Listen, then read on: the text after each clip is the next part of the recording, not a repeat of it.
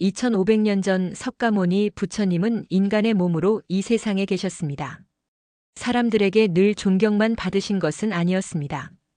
가까운 친척과 제자, 주변 인간들은 때로 부처님을 배신하고 음해를 가했습니다. 심지어 부처님을 살해하려는 시도도 수차례 있었고 그 과정에서 부상을 입기도 하셨습니다. 당신이 인간으로 살아간다는 것은 가까운 사람들에게 배신당하고 상처를 입는 일을 피할 수 없다는 것을 의미합니다. 믿었던 사람들이 등을 돌렸다고 해서 그것이 당신의 잘못은 아닙니다. 부처님은 그 상실과 고통을 몸소 겪으셨고 이를 통해 우리에게 이렇게 말씀하십니다. 진실한 사람조차 배신당한다. 그것은 그 사람이 잘못해서가 아니라 세상이 완전하지 않기 때문이다. 상처는 당신의 잘못이 아니다. 그러나 그 상처를 품고 살아가는 길은 당신의 선택이다. 사람은 늘 변한다.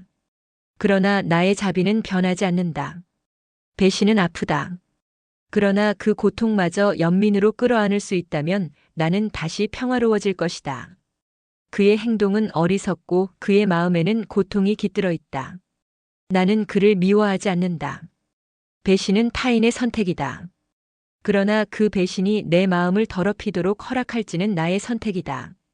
부처님은 배신은 그것을 행한 사람의 문제이지 당신의 진실된 가치는 무너지지 않는다고 하셨습니다. 당신의 마음과 진심은 헛되지 않았습니다. 꽃이 추운 계절을 지나야 꽃봉오리를 피우듯 지금 겪는 배신과 고통도 언젠가 더 크고 깊은 당신을 피워낼 시간입니다.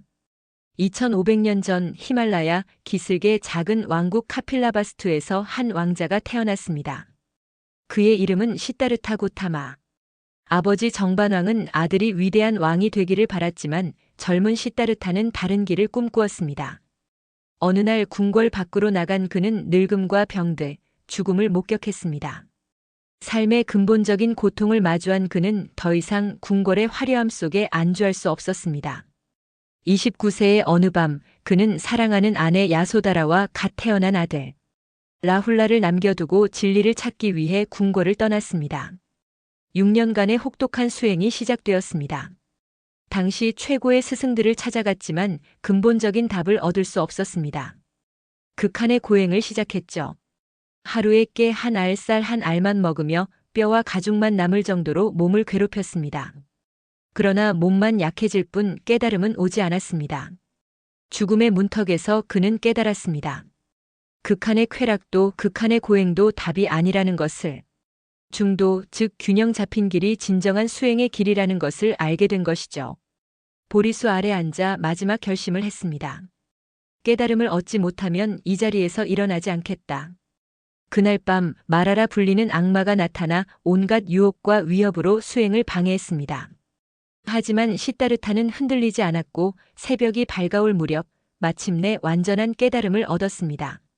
35세의 시다르타는 이제 부처 깨달은 자가 되었습니다. 처음에는 가르침을 펼칠지 망설였습니다. 이 깊은 진리를 누가 이해할 수 있을까? 그러나 브라흐마 신의 간청과 중생에 대한 연민으로 그는 가르침을 시작했습니다. 바라나시 사슴동산에서 첫 설법을 했고 5명의 수행자가 첫 제자가 되었습니다. 이들은 부처님의 가르침에 감동하여 아라한이 되었습니다. 소문은 빠르게 퍼졌습니다.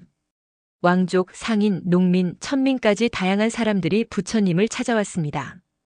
당대 유명한 수행자들도 제자가 되었고 사촌 아난다와 데바다타 역시 출가했습니다.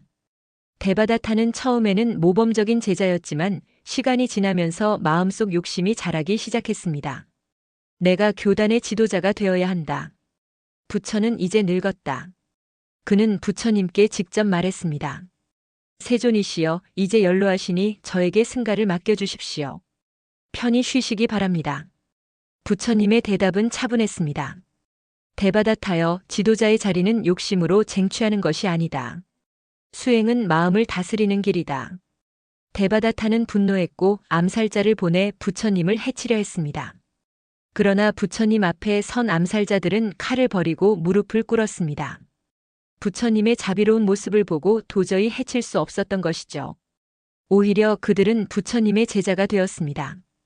데바다타는 더욱 화가 나 두 번째 계획을 세웠습니다. 거대한 코끼리를 술에 취하게 만들어 부처님이 탁발하러 나올 때 풀어놓은 것입니다. 코끼리는 미쳐 날뛰며 부처님을 향해 돌진했습니다. 사람들은 비명을 지르며 도망쳤지만 부처님은 흔들리지 않았습니다. 부처님은 코끼리에게 손을 내밀며 말씀하셨습니다. 나라길이야 진정하거라. 그 순간 코끼리는 마치 어린 송아지처럼 부처님 앞에 무릎을 꿇고 엎드렸습니다. 사람들은 환호했고 부처님의 위대함은 더욱 널리 퍼졌습니다. 데바다타의 계획은 또 실패했습니다. 산꼭대기에서 바위를 굴려 부처님을 해치려 했지만 바위는 작은 돌조각으로 부서졌고 부처님은 살짝 발등에 상처만 입으셨습니다. 그 상처에도 부처님은 화내지 않으셨습니다. 데바다타는 승가를 분열시키려 했습니다. 일부 제자들을 선동하여 새로운 규율을 만들자고 했죠. 우리는 더 엄격해야 한다. 평생 숲에서만 살고 고기는 절대 먹지 말자. 일부 젊은 비구들은 동조했지만 사리불과 모갈라나가 찾아가 참된 가르침을 설명했습니다. 대부분 제자들이 다시 부처님께 돌아왔고 데바다타는 고립되었습니다. 결국 그는 땅이 갈라지며 아비지옥에 떨어졌다고 전해집니다. 찬다는 또 다른 시련의 인물이었습니다. 그는 석가족 출신이라는 이유로 교만했습니다. 나는 부처와 같은 족속이다. 우리는 동등하다. 다른 제자들 앞에서도 자신의 우월함을 과시했습니다. 부처님은 그에게 여러 차례 꾸짖으셨지만 고쳐지지 않았습니다. 부처님께서 열반에 드시기 직전 마지막 당부를 하셨습니다. 찬다의 교만한 마음을 특별히 주의하라. 부처님 열반 후 찬다는 징계를 받았고 큰 고통과 참회 끝에 아라한이 되었다고 기록되어 있습니다. 외부의 음모도 많았습니다. 순다리 사건은 가장 악랄한 음모였습니다. 외도들은 순다리에게 거짓말을 시키고 그녀를 살해 후 승원 근처에 묻었습니다. 사람들은 부처님의 제자들을 비난했습니다. 부처님은 제자들에게 말씀하셨습니다. 진실은 언젠가 드러난다. 거짓은 오래가지 못한다. 우리는 묵묵히 수행에 정진하자. 며칠 후 외도들이 자신들의 계략을 자랑하며 떠벌렸고 진상이 밝혀졌습니다. 사람들은 부처님께 사죄했고 오히려 부처님의 명성은 더 높아졌습니다. 마간디아 브라만과 다른 지도자들의 공개 모욕에도 부처님의 대응은 늘 같았습니다. 진실은 오래가고 거짓은 오래가지 않는다. 비방은 그 사람의 입에서 나올 뿐 법은 변하지 않는다. 화내지 마라. 미움으로 미움을 이길 수는 없다. 오직 자비로만 미움이 사라진다. 부처님은 45년간 무수한 배신과 모욕, 위협을 견디셨습니다. 가장 가까운 혈육 사랑하는 제자 외부 적들에게서 수많은 시험을 받으셨지만 단 한 번도 미움으로 맞서지 않으셨습니다. 데바다타는 지옥에 떨어졌지만 부처님은 그가 언젠가는 깨달음을 얻을 것이라 예언하셨습니다. 찬다는 결국 깨달음을 얻었고 외도들은 몰락했습니다. 부처님의 명성과 가르침은 영원히 빛났습니다. 열반에 드시기 전 부처님께서 마지막으로 말씀하셨습니다.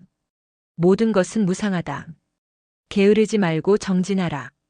부처님의 생애는 배신과 모욕 속에서도 자비와 평정을 지키는 법을 보여주었습니다. 미움은 미움으로 사라지지 않는다. 오직 자비로만 사라진다. 진실은 오래가고 거짓은 오래가지 못한다. 오늘날 우리 역시 배신과 모욕을 경험합니다. 부처님의 가르침을 기억한다면 마음의 평정을 잃지 않고 자비로 대응할 수 있습니다. 결국 진실과 선한 마음이 세상을 변화시킵니다. 부처님의 생애가 이를 증명합니다. 배신과 모함, 모욕 속에서도 무너지지 않고 꿋꿋한 당신 역시 위대한 자입니다. 용기를 잃지 않으시길 기도드리겠습니다.